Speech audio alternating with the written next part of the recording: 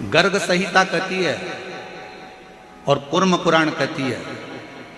तुम्हारे घर में अगर सत्यनारायण जी की कथा हो रही है, तुम्हारे घर में शंकर जी का अभिषेक हो रहा है, तुम्हारे घर में पार्थिव शिवलिंग का निर्माण हो रहा है, तुम्हारे घर में अगर तुम कोई व्रत रख रही हो, तुम्हारे घर में कोई उपास कर रही हो, तुम्हारे घर में कोई उद्यापन हो रहा है, तुम्हारे घर में कोई अच्छा कार्य हो रहा है, तो ये करवाने वाला कोई दूसरा नहीं होता, इसको करवाने वाले तुम्हारे घर के पितृ होते हैं, जो ऊपर बैठकर तुम्हारे घर में अच्छा कार्य कर रहे हैं।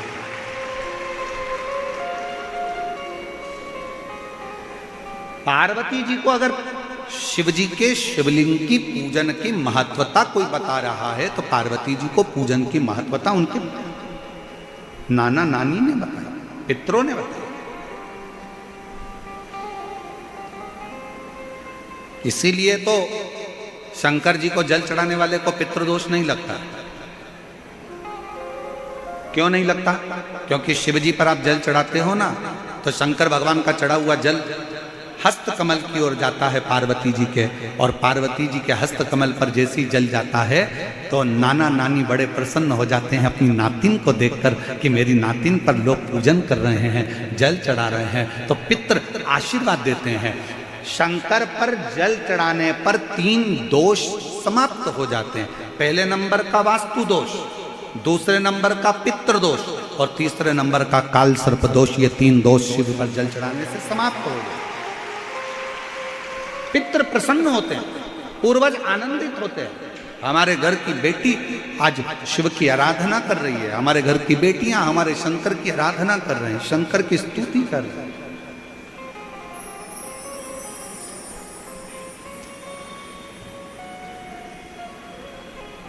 शिव आराधना में डूबे हुए हैं। कितना भी पितृदोष हो, कितना भी, बेटों की शादी नहीं हो रही, बेटियों का संबंध नहीं आ रहा,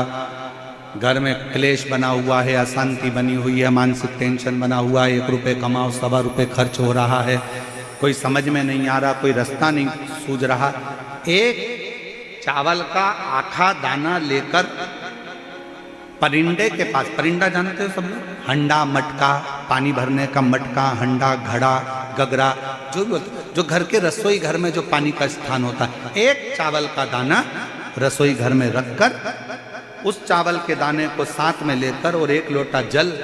हंडे का, मटके का, परिंडे का, घड़े का भरकर जाइए और वो परिंडे का पास का चावल का दाना और 1 लोटा जल, पहले चावल का दाना शिव जी के शिवलिंग पर समर्पित करो, फिर 1 लोटा जल जहां जलाधारी होती है, जलाधारी इधर की है तो आप इधर खड़े हो, जलाधारी उत्तर की है तो आप यहाँ दक्षिण की ओर खड़े होकर शिव जी पर जल चढ़ाना प्रारंभ करें। यहाँ जल बह रहा है शिवलिंग का, तो आप इधर खड़े होकर जब जल चढ़ाओगे, चावल का दाना रखकर, कैसा भी पितृदोष हो वो सारा पितृदोष समाप्त होता ही है और घर में शुभ कार्य होता है।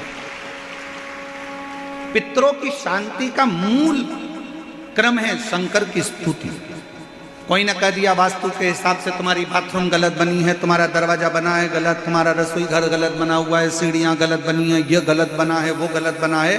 सारा तोड़ तोड़ा के तुमने बार बार बनाया, सीढ़ी इधर लगा दी उसके कहने पर, तुमने बाथरूम उधर बना ली उसके कहने पर, उसके बाद भी घर में शांति नहीं है, पूरा वास्तु के हिसाब से मकान बनाया, पूरे वास्तु के हिसाब से घर बनाया, उसके बाद भी अगर शांति नहीं है तो कुछ मत करो, 1 लोटा जल शिव जी को चढ़ाओ और शंकर जी को 1 लोटा जल चढ़ाकर वही जल अशोक सुंदरी पे चढ़ाओ, गणेश कार्तिकेय पर चढ़ाओ और वही जल उठाकर थोड़ा सा लेकर आओ, घर के 4 कोने में उस जल को छींटना प्रारंभ करो, वास्तु दोष अपने आप समाप्त हो जाएगा। आपको बाथरूम बदलने की जरूरत नहीं, घर बदलने की जरूरत नहीं, व्यापार बदलने की जरूरत नहीं, अपने आप धीरे धीरे धीरे धीरे बदलता चले। पर विश्वास, मानो तो गंगा माँ और ना मानो तो बहता पानी। आप मानोगे तो गंगा जी है, ना मानो तो बहता पानी, आपके ऊपर निर्भर करता।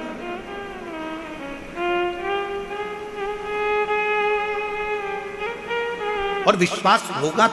तो शिव मिलेगा।